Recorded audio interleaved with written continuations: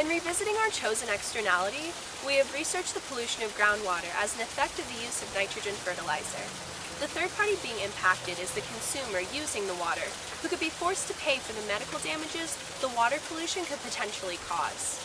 According to the California State Water Resources Control Board, nitrate is one of California's most prevalent groundwater contaminants and can pose significant health risks at concentrations above the public health drinking water standard maximum contaminant level of 45 milligrams per liter. High concentrations of nitrate in groundwater are primarily caused by human activities, including fertilizer application, animal operation, industrial sources, and septic systems. Agricultural fertilizers and animal waste applied to croplands are by far the largest regional sources of nitrates in groundwater, although other sources can be locally important. Nitrate in groundwater affects public water systems and groundwater users, requiring treatment or alternative supplies, often at a great cost. Nitrate in groundwater affects public water systems, groundwater users, requiring the treatment or alternative supply, often at a great cost. Small water systems, disadvantaged communities, and private domestic well owners may not be able to afford treatment or development of alternative water supplies. Due to California's reliance on groundwater, and because many communities are entirely reliant on groundwater for their drinking water supply, nitrate contamination has far-reaching consequences. Solutions to nitrate-contaminated drinking water are achievable, but require additional funding and resources that are not currently available. Access to safe drinking water for every Californian will not take place without additional funding. While this issue may sound simple, it's actually quite complex. What makes this externality so complex to solve are all the different parties involved and making sure that everyone is satisfied in the end. The farmer wants to produce at the least cost possible, while the third parties involved want to be sure that they're drinking safe water that won't cause them any health issues. Here's how we propose to solve this externality.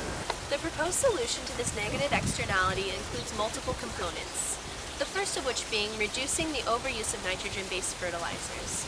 We propose an increase in the tax placed upon these fertilizers that are used for industrial agriculture, as well as those used in home landscaping. The higher cost of these fertilizers will help decrease the amount in which they are used, and potentially prevent overuse. The next step would be monitoring nitrate levels on farms, near streams, and public wells. Testing the water that comes onto the property and any runoff leaving the property will help determine whether the farm is responsible for elevated nitrates in the area. How much monitoring a farm will have to do is based upon the size and location of the farm. Farms will be broken up into different groups, or tiers. The smaller the farm, the further away from public water sources, the less intensive testing and monitoring will be. For exceptionally large farms and those that border or connect to public water sources, more intense testing will be required. The farm owner will have to use a third party that is approved by the Water Quality Control Board to test their water. This testing would require funding, which would be partially funded by the tax we are proposing on the nitrogen fertilizer used and partially paid for by the property owner. If the nitrate levels coming off the property are higher than those coming onto the property, the farm will be charged with reducing the amount of nitrates through one of three ways, which include ion exchange, reverse osmosis, and electrodialysis. These three ways have been proven by the EPA to decrease nitrogen levels over time. Imposing these extra costs on consumers of these nitrogen-based fertilizers reduces the social costs by raising the private costs of the fertilizer transaction. This essentially makes those using the fertilizer cover what was the external cost, which now incorporates the negative social cost into the transaction.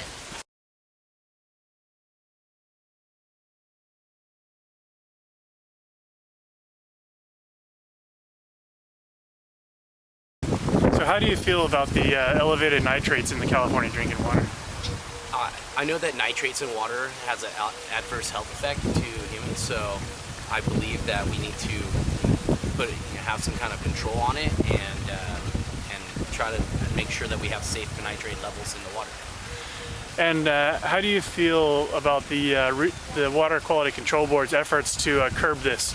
To curb it, I feel that it needs to be abated. We need something to happen. We need it to be controlled. So someone stepping in is a great thing. I appreciate them doing that too. So do you think it's right that that farmers are pretty much going to be held with the brunt of the financial cost of this? I think that it's unfortunate some farmers may not contribute a lot to it, but it's they are the ones that are basically putting the nitrate into the water. If you look at the highly agricultural areas, you're going to notice that there's more nitrate in those levels. And California has one of the highest nitrate levels in water. So yeah, it's unfortunate, but someone has to pay for it, and unfortunately, it's the farmers. So, do you really care how the water gets cleaned up, or do you just want it cleaned up? Well, I'd like it to be done right. I mean, yes, I do care how it's done. But if just because there's a problem you want to take care of it doesn't mean that the policy could be written wrong or the regulations aren't correct for the problem that's going on. So I think yes, there needs to be careful measures in how you abate this problem. And do you think it's smarter taxing the fertilizers and forcing the farmers to test their groundwater rather than just putting a tax on everyone in the area? Yeah, that sounds much better. It sounds like you're actually more or less centralizing where it's coming from. And if whoever buys the most nitrates is going to have the highest tax put onto them. So that's fairly logical. That kind of makes sense. Okay, so from a farmer's perspective, how do you feel about the proposed policy for controlling nitrates in the water? To be completely honest with you, I don't very much agree with it. I feel like farmers are being singled out for their one given sector when there's plenty of other sectors that are contributing to the nitrogen damages, such as the cattle, such as the septic tanks, and other households that are using nitrogen fertilizers. I mean, just because farmers use quite a bit of nitrogen fertilizers doesn't mean that we have to brunt the cost of it. And do you think really it's every farm needs to be tested, or do you think some are more at fault than others? I definitely feel that some farms need to be tested more than others. I mean, we grow less crops that use nitrogen, so I feel like we shouldn't be tested more than, say, an avocado farm that uses way more nitrogen than we use. So you think that it should be based more on the crops you grow and your location of your farm? Yeah, I definitely believe that. I mean, because the crops correlate to the nitrogen. I mean, you're needing nitrogen to finish your crops, to produce your crops.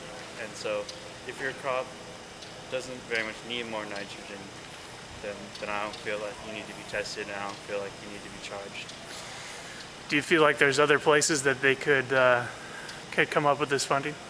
I definitely believe so. I feel like this should be more of a community-based thing and less amongst select farmers. I feel like it should be we are a big agriculture community, and I feel like that should be kind of a part of the community. Okay, so you can help explain why this policy is going to help work. This policy is going to help work because it's firstly reducing the amount of emissions in the environment.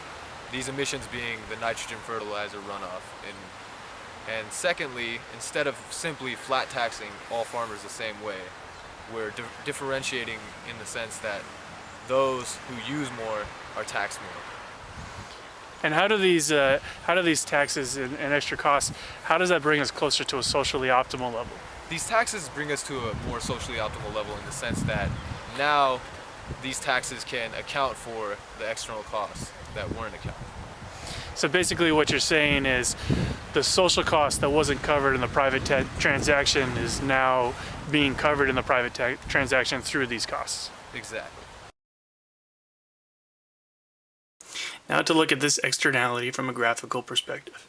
First, we'll draw the marginal benefit curve and the marginal cost curve of the private transaction. Where these two lines intersect is where the market will gravitate, as that is where maximum profit will be made. What the marginal private cost curve does not take into effect is any of the external costs of medical bills or the cost of decontaminating the water. When we add these costs, we get a marginal social cost curve. The gap in between is the cost of the externality. As we can see, the socially optimal point is to the left of where the market wants to go. This shows us that a market failure exists. Because the socially optimal point is at a lower quantity than the market optimal point, there is an overproduction or an overuse of these nitrated fertilizers. What our policy does is it attempts to privatize these costs. In other words, farmers will be taxed on the nitrogen fertilizers they use and will be paying to monitor and decontaminate the elevated nitrogen levels. By doing this, these external costs are internalized, making these marginal social costs now the new marginal private costs. Once we have privatized these external costs, the externality is either reduced or completely eliminated.